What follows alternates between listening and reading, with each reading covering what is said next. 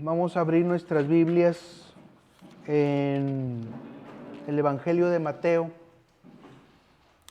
capítulo 2, versículos 1 y 2. Solo el 1 y 2. Y lo vamos a leer a una sola voz, todos juntos. Son solo 2 versículos. Creo que sí podemos con esta tarea, para la gloria de Dios. ¿Ya lo tienen todos por ahí? Muy bien.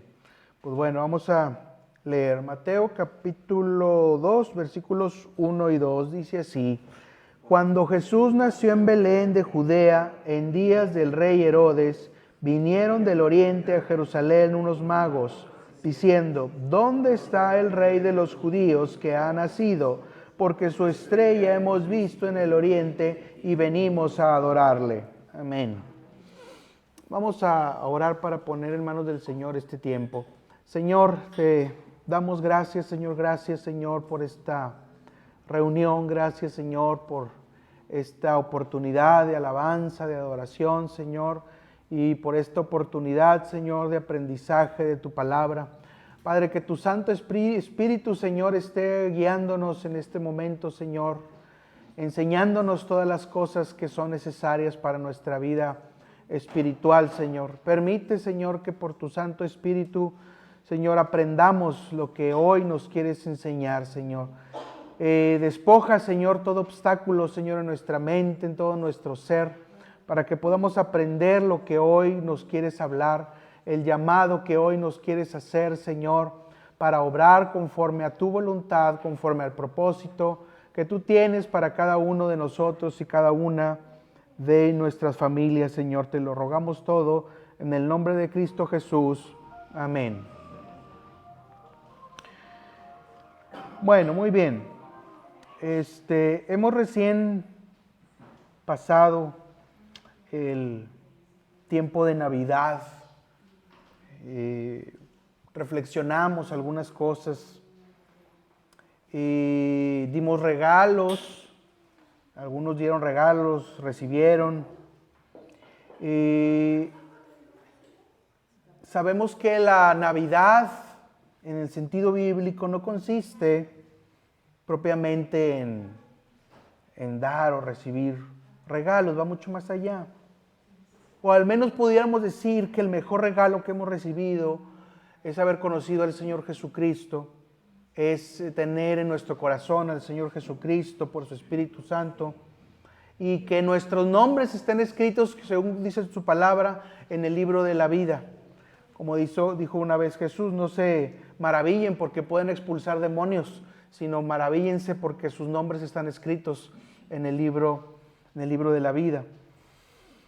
Entonces, avanza el tiempo y llega esta etapa, este recuerdo, ¿verdad?, de la vida del Señor Jesucristo, que es la visita de estos magos de Oriente, que se celebra, según la tradición, el 6 de enero y que da comienzo a una estación que se celebra la iglesia cristiana desde tiempos primitivos, que es la Epifanía.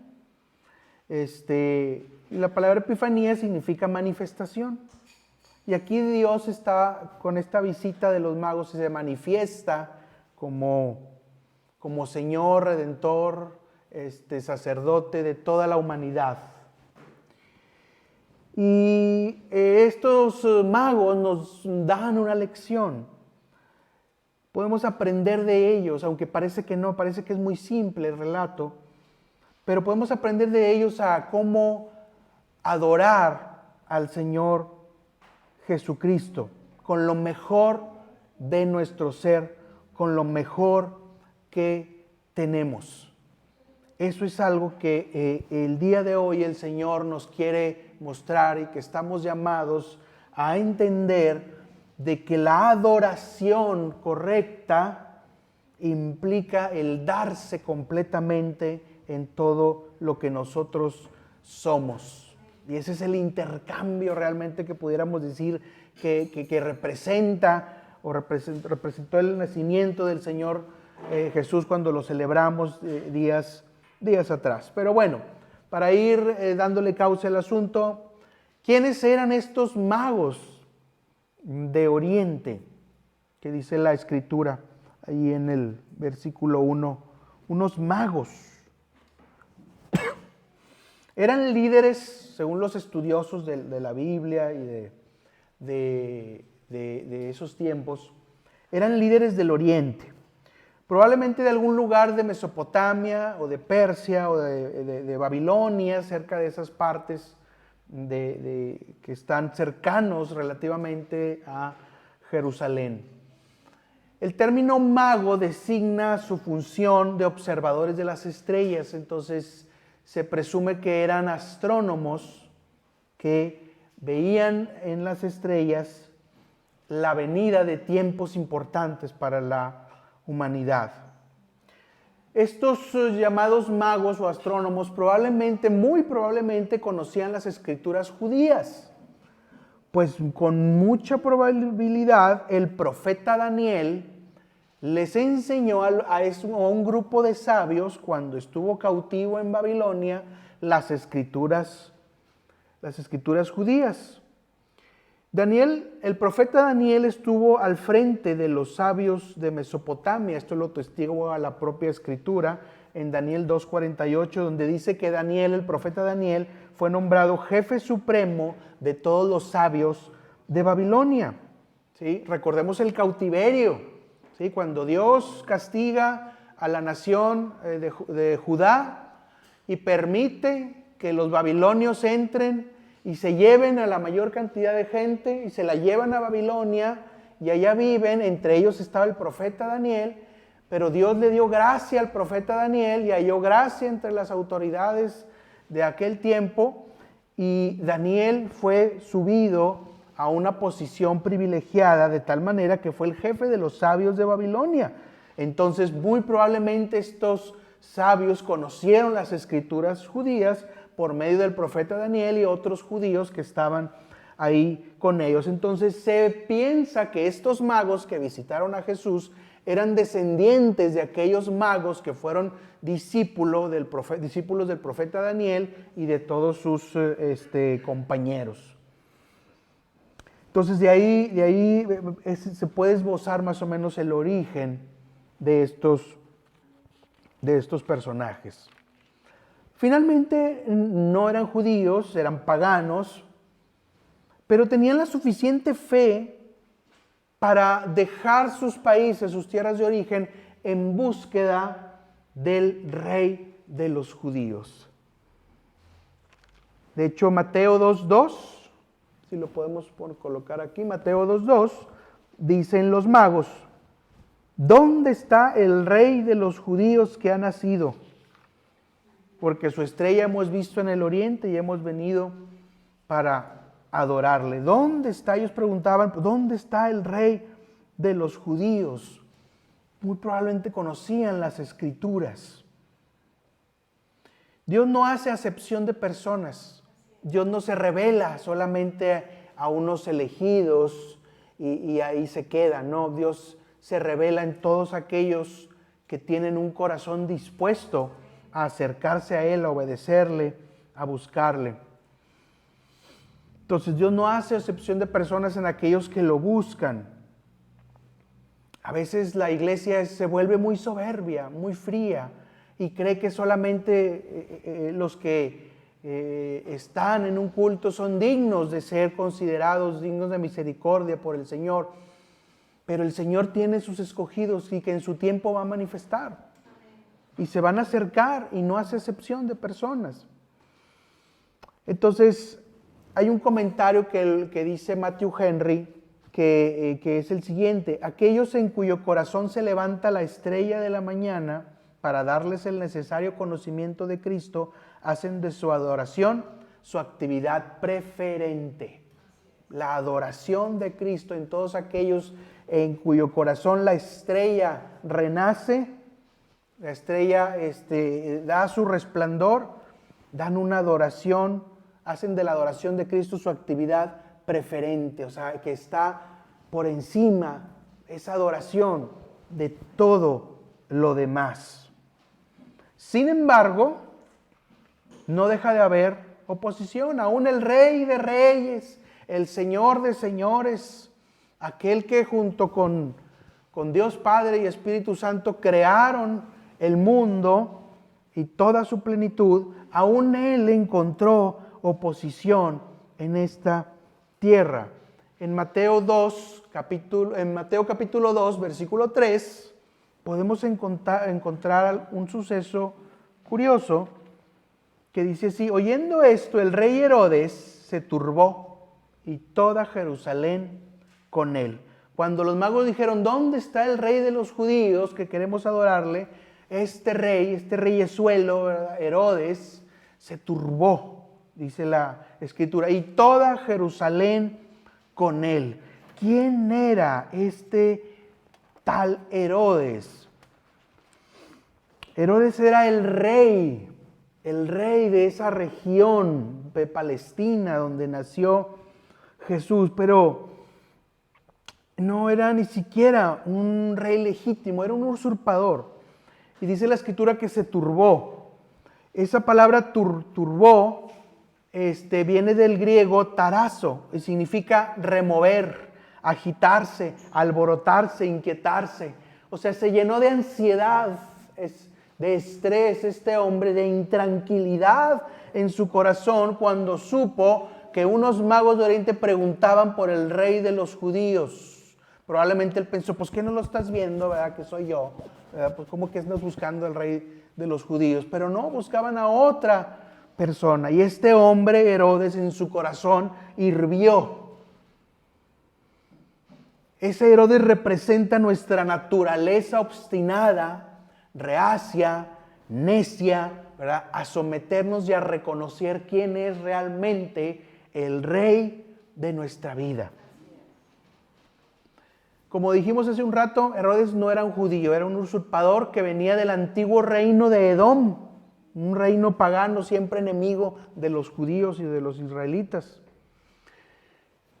Y era toda una figurita, obsesionado con el poder, mató a sus hijos, a su mujer, a su suegra, a su cuñado, al abuelo de su esposa, con tal de conservar el poder y que no hubiera delante de él ningún rival que fuera a decir, yo soy el rey legítimo. A ese nivel llega Herodes. A ese nivel podemos llegar con tal de decir, yo tengo el poder, yo decido lo que voy a hacer y que no venga nadie a decirme ni a imponerme nada, porque voy a hacer todo lo necesario con tal de hacer mi soberana y reverenda voluntad. Esa es la naturaleza humana, ese es el Herodes que llevamos nosotros dentro. Cristo vino a agitar a ese Herodes, Cristo vino a remover a ese Herodes que hay en nosotros. Cristo vino a turbar, a agitar nuestro ser para empezar a colapsar esa construcción de nuestro propio yo al que no queremos renunciar y que no queremos ceder el poder. Para eso, entre otras muchas cosas, vino Cristo a este mundo. Cristo remueve y agita el mundo. Acompáñenme a Mateo 10.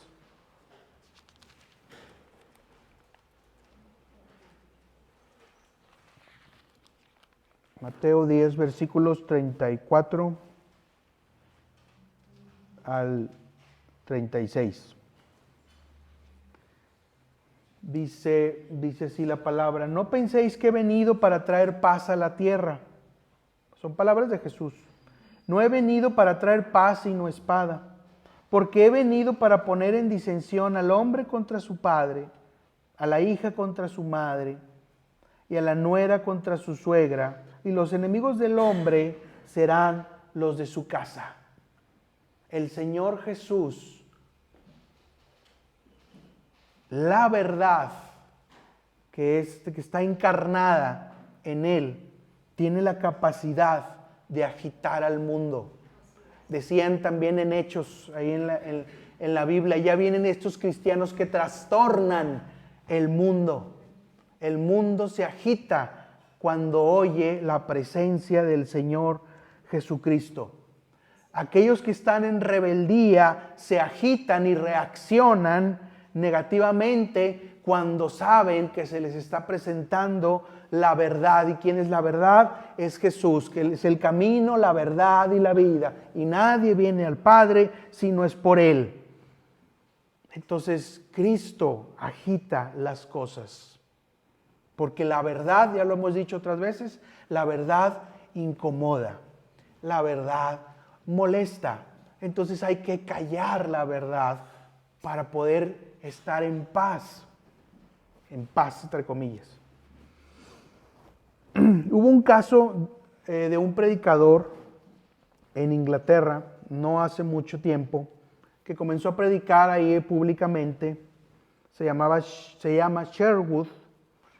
Este hombre fue encarcelado porque estaba diciendo discursos de odio. Ya ven cómo está ahorita la cosa, que cualquier cosa que no coincida con el esquema de pensamiento y de ideología del mundo termina siendo odio. Bueno, es que este hombre, este predicador, estaba turbando a su ambiente, estaba inquietando a su ambiente. ¿Sí? A los que lo escuchaban no querían escuchar la verdad y querían que ese hombre se callara. ¿Por qué no? ¿Por qué habla de la verdad? Pues que hable mejor de amor, de cosas bonitas, que hable de amor es amor y de cosas que no molesten a nadie.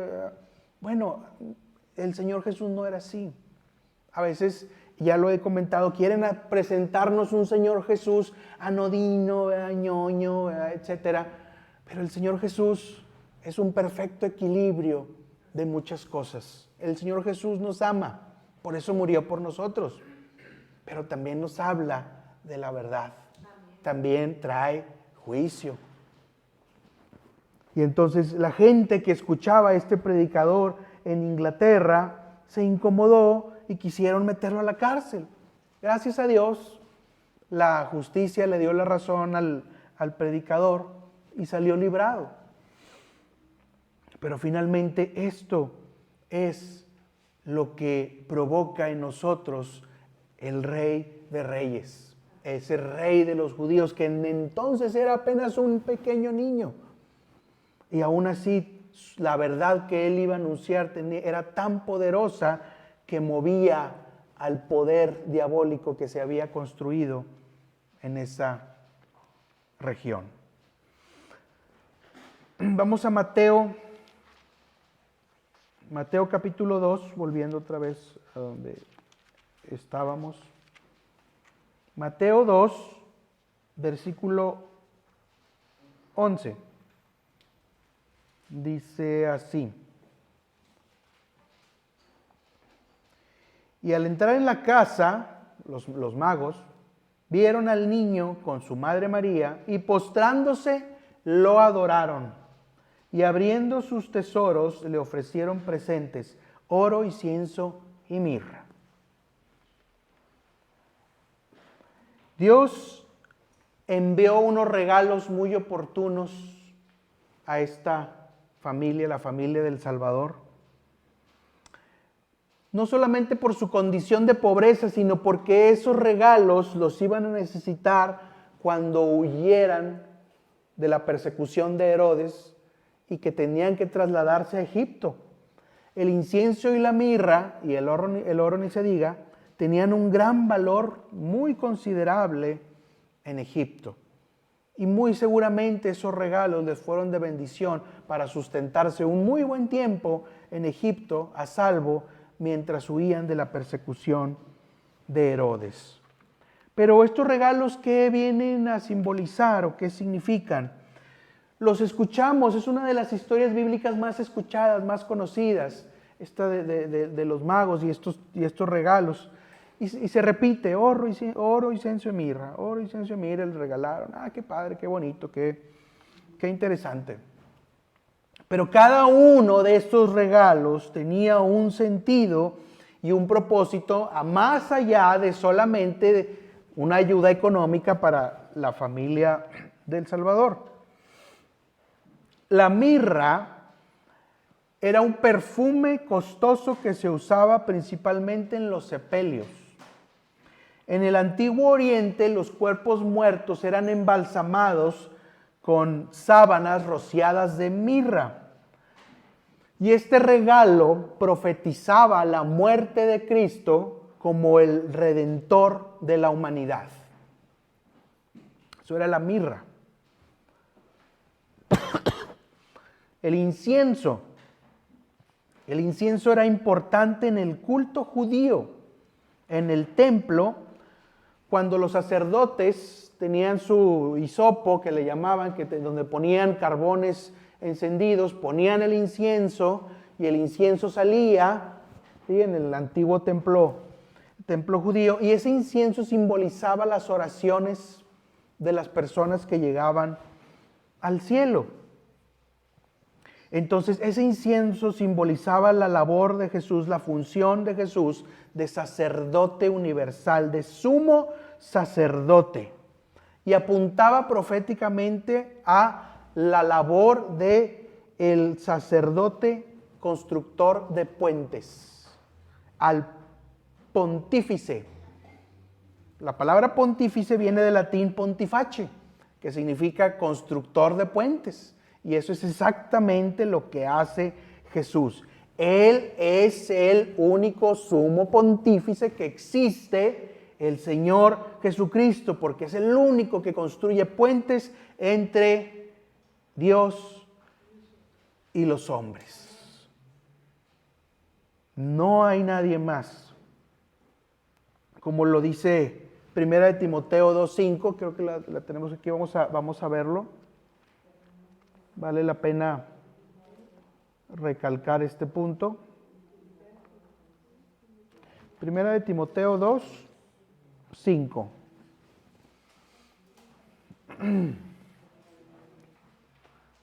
¿Qué dice la palabra? Porque hay un solo Dios y un solo mediador entre Dios y los hombres, Jesucristo hombre. Los magos, ¿a quién le regalaron incienso? A Jesús. A nadie más se ve en la palabra que le regalen incienso.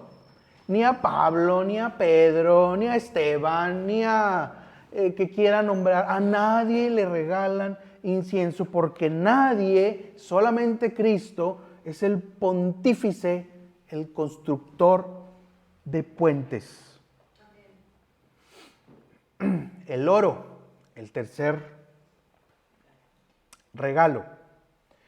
Y el oro, pues yo creo que hasta nuestros días sabemos la connotación. El que tenga oro, esa persona es alguien que a todo mundo le cae bien, ¿verdad?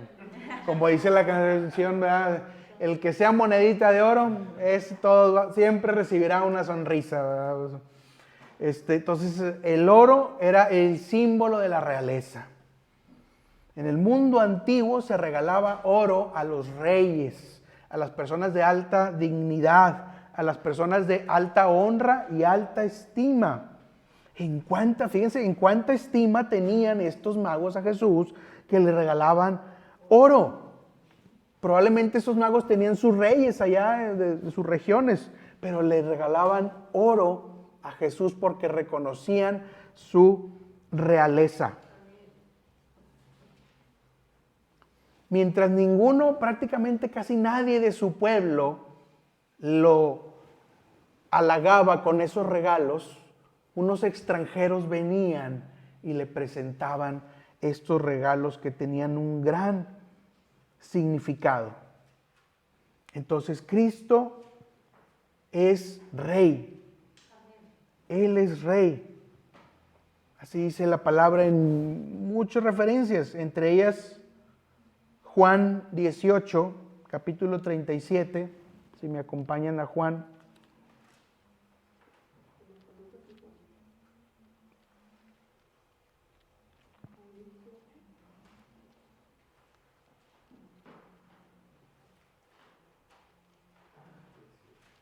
Juan 18.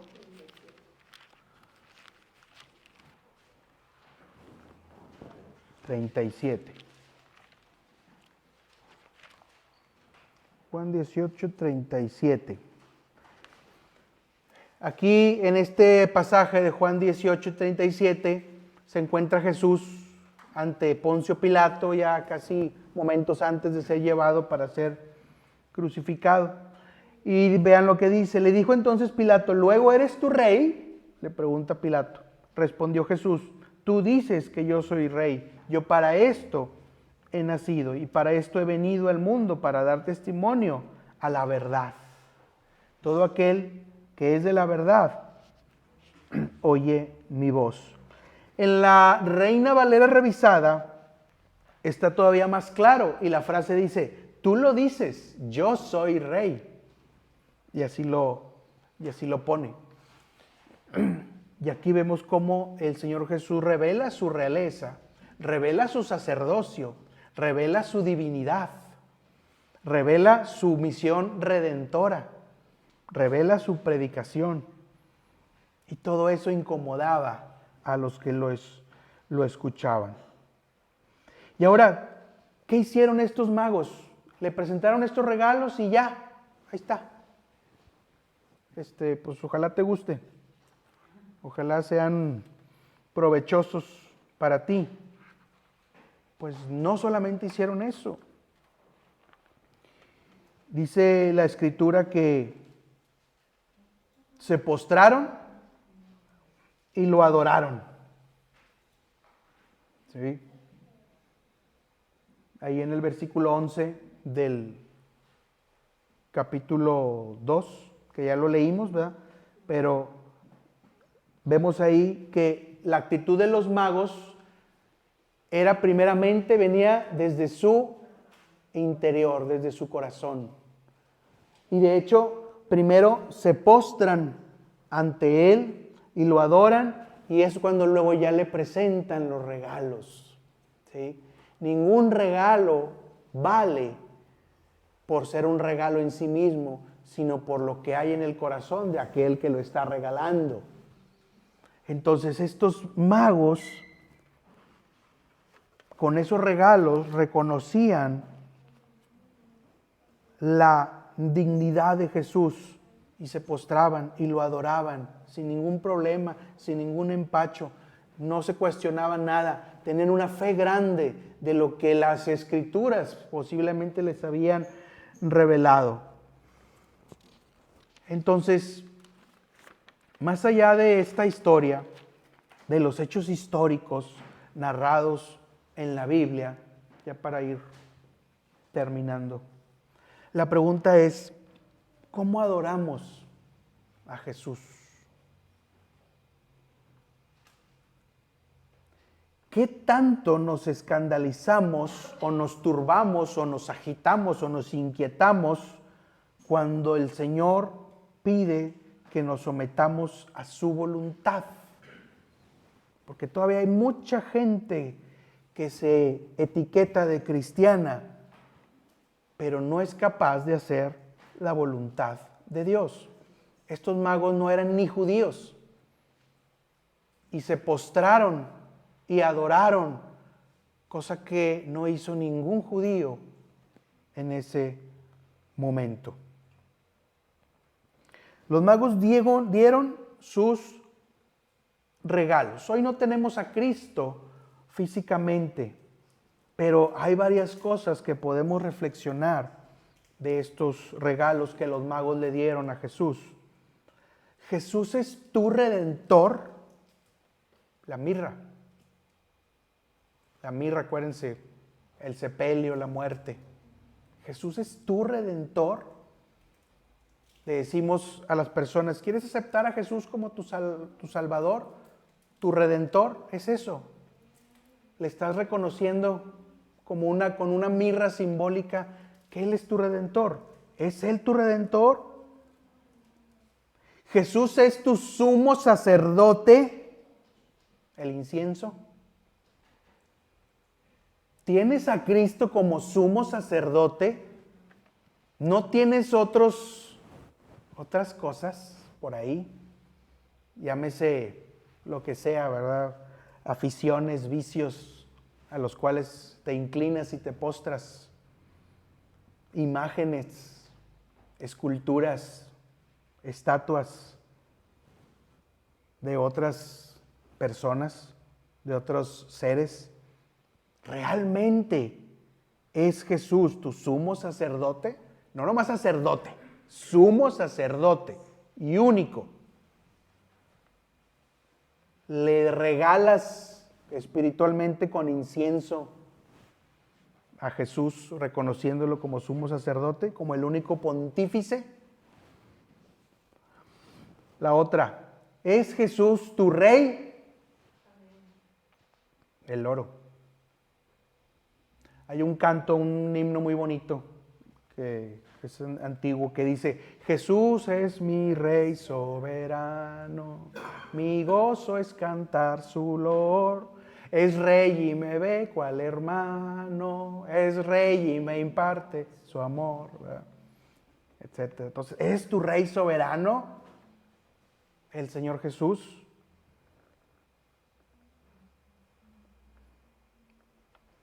Son preguntas que tenemos que analizarlas con mucha tranquilidad, quietud y concienzudamente. Entonces, ¿están presentes estos tres elementos en tu vida espiritual? ¿Jesús es para ti tu redentor, tu sumo sacerdote y tu rey? ¿O unos magos de Oriente que ni judíos eran, que sencillamente se postraron y adoraron, te dejan a ti o a mí o a nosotros en un nivel espiritual muy, muy lejos? Entonces, es ahí el sentido de reflexionar sobre este acontecimiento. Es ahí el sentido de reflexionar sobre estos regalos. ¿Sí? Esta historia no está escrita nomás porque es una historia bonita y una buena literatura, o parte de una cultura universal, etcétera. No, está escrito ahí porque es una historia que habla a tu alma, habla a tu personalidad, habla a tu mente, habla a tu corazón. Y por eso te reta, te turba, como fue turbado Herodes, te inquieta. ¿Sí? ¿Es en realidad Jesús tu rey, tu redentor y tu sumo sacerdote? Esa es la gran verdad que a muchos incomoda. Porque para muchos Jesús es el Jesucito, ¿verdad? Que ponen en un crucifijo, ¿verdad? El Jesucito, Chuyito. ¿Verdad? Y están muy lejos de los conceptos bíblicos de realeza, redención y sacerdocio. ¿Sí? Y ahora hay mucha gente que no es capaz de decir: es mi redentor, es mi sacerdote, es mi rey. Y dicen de forma muy genérica: es el redentor. ¿De quién? Pues de alguien, ¿verdad? Es el rey, ¿verdad? Pues ¿de quién? Pues a alguien por ahí, ¿verdad? Que diga, ¿verdad? ¿Sí? Es el sacerdote. ¿De quién? Pues quién sabe, ¿verdad? Pues dicen, eso dicen, ¿verdad? No, es que hay que tener la capacidad de decir: es mi redentor, es mi sacerdote, es mi rey. Por eso, como la canción, Jesús es mi rey soberano. Entonces, como los magos, entrégale a Cristo tu corazón. Sabemos que en la Biblia corazón implica pensamiento, voluntad y sentimientos, no solamente el aspecto sentimental. Todo tu ser. Cuando en la Biblia dice corazón, está hablando de todo el ser. Aquí nosotros entre el mundo, cuando hablamos de corazón, hablamos nomás de los sentimientos, o al menos eso es lo que entendemos. Pero la Biblia, cuando dice corazón, habla de todo el ser. Entonces, entrégale a Cristo todo tu ser. Póstrate a Él como redentor, sacerdote y rey. Adóralo, porque es digno de ser adorado. Alábalo, porque es digno de ser alabado. como estos magos de Oriente que vinieron de países lejanos y se postraron delante de él, y por medio de esos regalos demostraron lo que había en su corazón. Vamos a orar, vamos a ponernos de pie para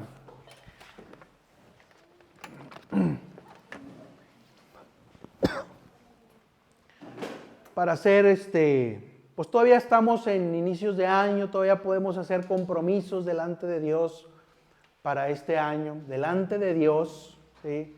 No propósitos así de libreta, ¿verdad? No, delante de Dios, propósitos de reconocerlo como nuestro Salvador, nuestro Redentor, nuestro Rey, ¿verdad? Sobre todo el rey. ¿Quién es un rey? Alguien que tiene autoridad por encima de todo sobre algo o alguien, ¿sí? Ahí está la clave.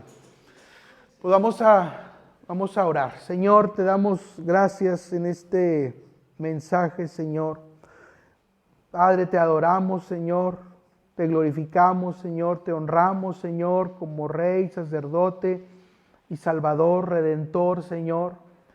En este momento, Señor, te queremos hacer un compromiso, Señor, contigo, Señor. Todos los que estén en ese mismo sentir, pongan delante de Dios ese compromiso. El año todavía es joven, todavía hay muchísimo margen de maniobra.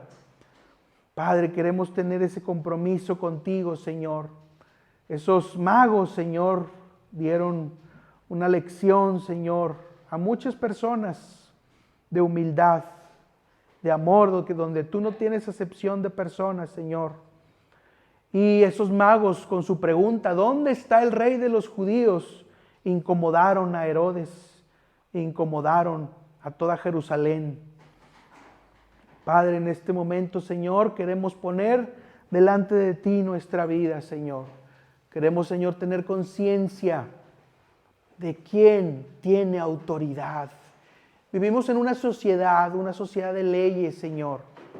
Y sabemos que hay gente en eminencia y en autoridad.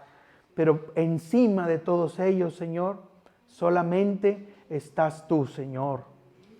Y tú, Señor, nos dejaste, Señor, tu testamento, Señor, en la palabra que ahorita leemos, Señor.